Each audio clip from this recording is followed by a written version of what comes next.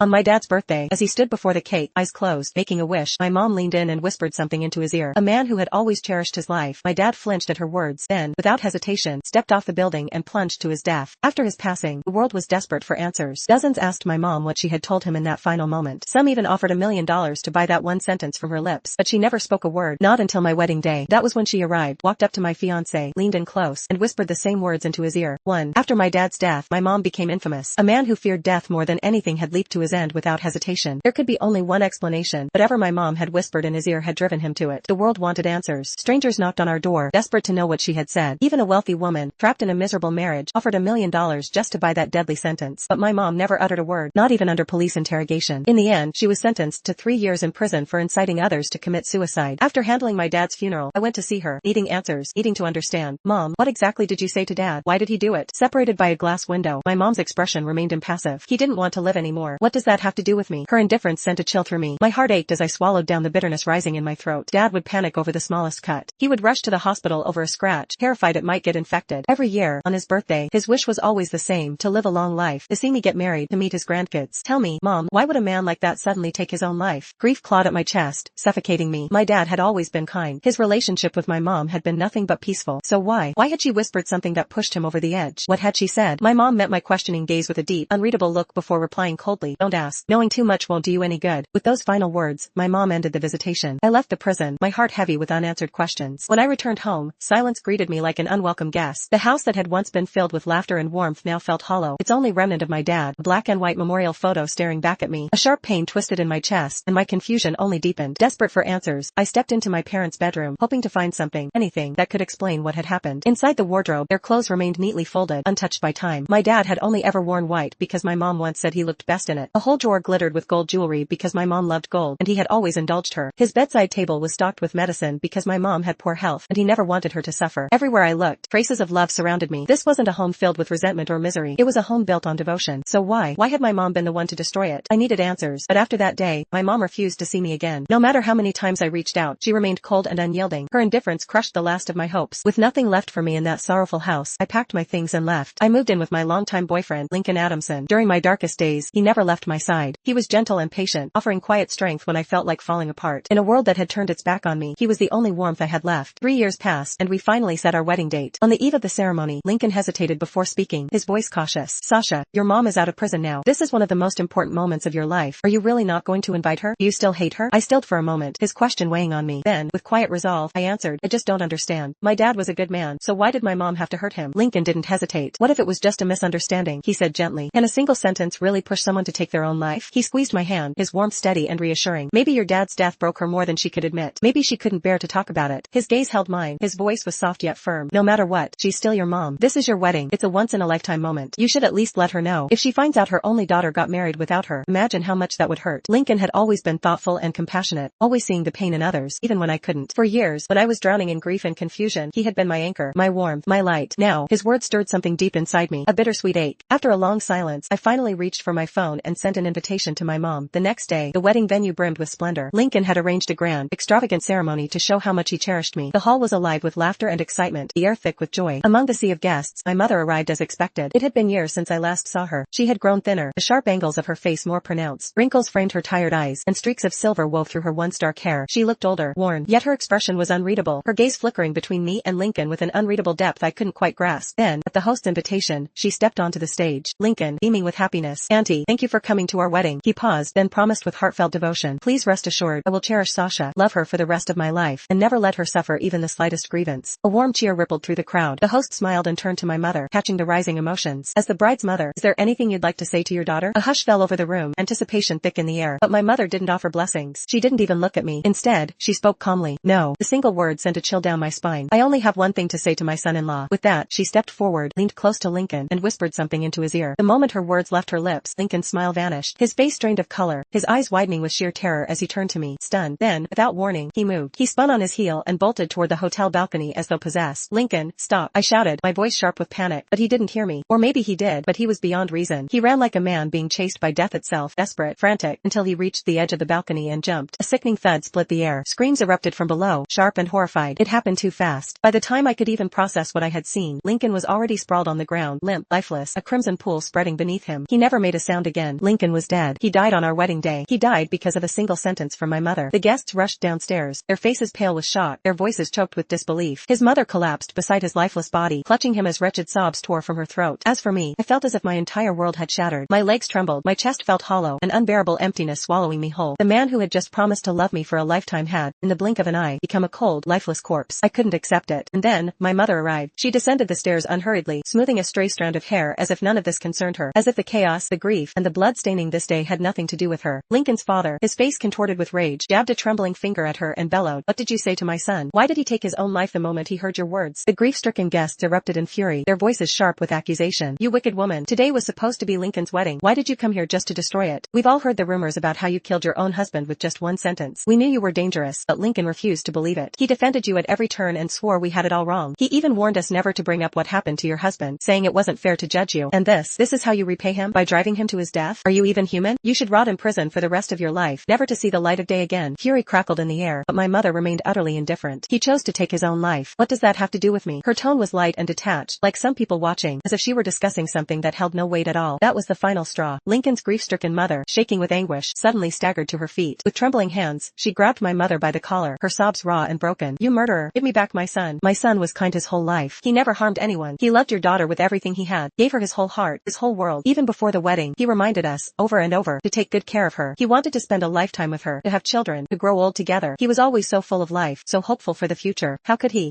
possibly have taken his own life? Tell me, what did you say to him? What did you do? Why did you kill my son?" The once gentle, loving woman had completely unraveled, her grief turning into madness. I didn't stop her. I didn't even move. Instead, I turned to my mother, my voice thick with anguish, my chest tightening with a bitterness I could barely contain. "Why? Killing my father wasn't enough for you? Why did you have to take Lincoln, too? Once, my father had been everything to me. We had been a happy family of 3 until one sentence from her shattered it all. Because of her, he was gone. Because of her, our family had been ripped apart. And just when I had finally begun to heal, just when I had found warmth again in Lincoln's love, just when I was about to start anew, she destroyed it. Again, she took Lincoln from me. She crushed everything I had dared to hope for. Hatred surged through me, sharper than I had ever known. Lincoln's death had pushed it to its peak. For the first time, hesitation flickered in my mother's eyes. She met my gaze, and something in her faltered. "Even you think that of me?" I spoke through gritted teeth, my heart twisting with agony. "I just want to know, what did you say to them?" I remembered it vividly, the way my father had looked at me before he fell. The same horror, the same despair that had gripped Lincoln before he leaped to his death. I needed to know. What words could drive two kind, optimistic men to such a desperate end? The crowd erupted with fury, their voices sharp with condemnation as they hurled curses at my mother. She killed her own husband, and now her son-in-law. A murderer like her doesn't deserve to live. If she doesn't explain herself today, we won't let her walk out of here alive. Speak. What did you say to them? Under the weight of their accusations, my mother didn't flinch. She merely shook off Lincoln's mother's grip with an effortless motion, as if dusting away something insignificant. Calmly, she straightened her collar, swept her gaze over the crowd, and spoke, her voice cold as ice. "I dare to say it. Do you dare to listen?" Silence fell like a thunderclap. The once chaotic room stilled, because those words were deadly. Whoever had heard them had chosen death without hesitation. Curiosity warred with terror in their eyes. No one spoke. No one moved. But I did. I stepped forward, my voice steady, my resolve unshaken. "I dare. Because of one sentence, the father who had once cherished me and the man who had once loved me had both taken their own lives. I needed to know why. Even if it killed me." My mother held my gaze, something unreadable flickering behind her cold exterior. "Are you sure you won't regret this?" I nodded. "I'm sure." For the briefest moment, something, hesitation, doubt, flashed across her face. Then she leaned in and whispered the words into my ear.